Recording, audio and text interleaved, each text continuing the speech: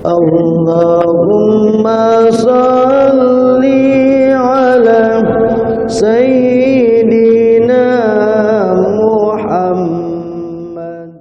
Datuk Arundin bila ditanya, kalau kita melaksanakan undang-undang Islam, Cina kena ikut tak? Siap kena ikut tak? Jawabnya kena ikut. Oh, sekali Cina lompat lah. Oh, kita Cina mana boleh ikut, itu undang-undang Islam punya. Baik. Datuk Arundin bagi kiasan. Singapura. Tuan-tuan duduk di Kedah ni, tuan-tuan pergi buang sampah 4 lori pun belakang rumah saya tak boleh kata apa betul. Habis ingat saya tulis dilarang buang sampah. Sampah penuh dah, baru ditulis dilarang buang sampah. Sampah 4 lori dah. Tuan-tuan pergi Singapura. Tuan-tuan ludah cukup. Tuih ludah $250 Singapura. Habis kenapa tuan-tuan ikut peraturan Singapura? Kalau tak mau ikut peraturan Singapura, itu tampak Johor. Ambil gambar di immigration kena tangkap $250. Tuan-tuan buang sekecil-kecil sampah pun dia akan tahu, kerana dia banyak CCTV seluruh Singapura. Sehingga ahli parlimen dia pun buang sampah kena. Dan dia tak denda duit sebab kaya. Dia suruh sapu sampah, ambil gambar, siar live telecast seluruh Singapura. Members of Parliament Singapura kena. Kenapa kita kena ikut peraturan Singapura? Sebab kita masuk negara dia. Tak ikut, itu tambak Johor. Dan tuan-tuan boleh buat salah berapa pun, tuan-tuan bila nak keluar ke immigration, tak ikut, tuan-tuan akan kena. InsyaAllah. Tuan-tuan tak kena, selamat. Dan tol dia tak macam kita tau, dia auto. Jadi kalau tak erti, jangan bawa kereta pergi Singapura. Kita ada touch and go, ada MYR Fit yang problem tu kan. Saya berapa kali belah lah, kita kalau nak pergi ceramah, tapi belah tak apa, insi dia kot tu. Dia pun cerdik, kalau dia buat insi kot tu, patah dah insi kot tu, belah pergi kena span. Okey Singapura. Okey, kenapa kita masuk Singapura? Kita ikut peraturan sebab itu negara dia. Maka kalau orang bukan Islam berada di sini, bila kita laksanakan peraturan Islam, dia kena ikut.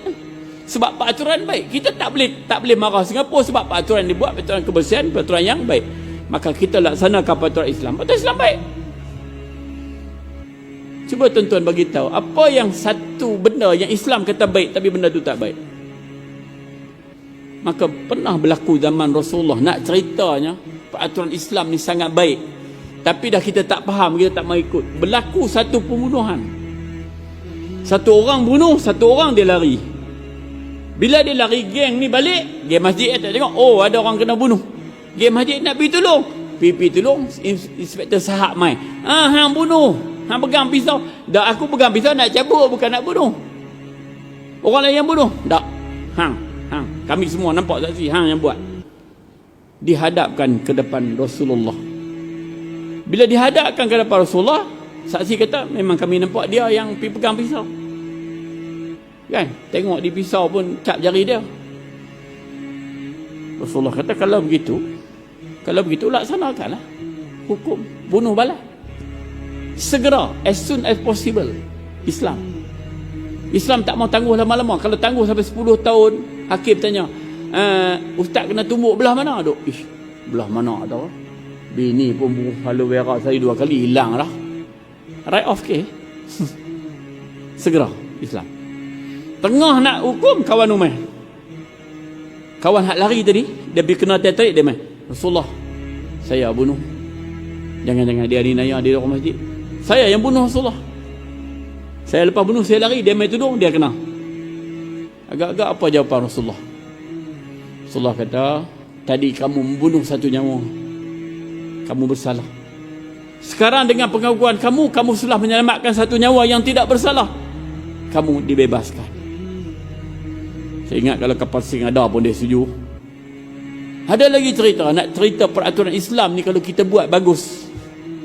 Nah, sikit lagi. Satu orang dia beli satu tanah. Beli tanah, gerai semua cukup. Pergi nak cangkui, perak. Oh, ada satu buyung. Dalam buyung ada emas. Zaman Rasulullah. Tahu dia buat apa? Dia pergi kat tuan tanah. Ni emas hang ambil balik. Aku beli tanah, bukan aku beli emas. Punya tak mau ambil hak orang. Peraturan tak berani ambil orang. Tuan tanah kata, aku jual tanah kali dengan emas pula dah. Mabuk ketum juga tuan tanah kalau kita. Hak ni yang aku nak cari lama dah mau ambil ya. Hak tok orang aku tahu dulu ni. Hak kawan ni pun tak mau ambil. Sebab bukan hak dia beli tanah, bukan dia beli emas. Hak kawan tu kata aku jual tanah kali dengan emas, dua-dua pening. Maka jumpa dengan Rasulullah. Rasulullah ni ada masalah kami, masalah apa? Saya beli tanah bukan beli emas. Kawan tu kata saya jual kali dengan tanah kali dengan emas. Oh, empat dua-dua tak mau. Okey, baik. Rasulullah kata, hang ada dah anak perempuan? Ada. Hang ada anak lelaki? Ada. Hang pi kahwinkan jadi ni sebagai mas kahwin. Rupanya depa ni duk prank lama dah.